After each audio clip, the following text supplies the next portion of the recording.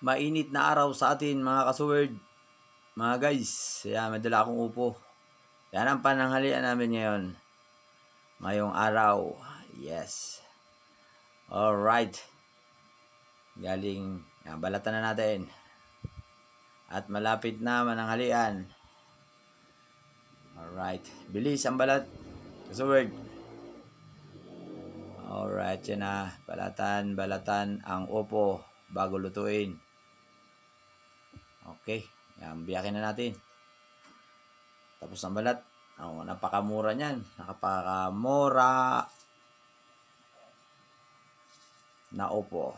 Masarap yan. Gayati na. Bilis ah. Binabalatan pa lang eh. Kinat ko lang mga kasuword, mga guys. At yan, luto na. Bilis. Ang bilis. Yan. Sinawgan ko ng pritong siliw. Mga tira-tirang ulam. Maraming salamat sa panonood.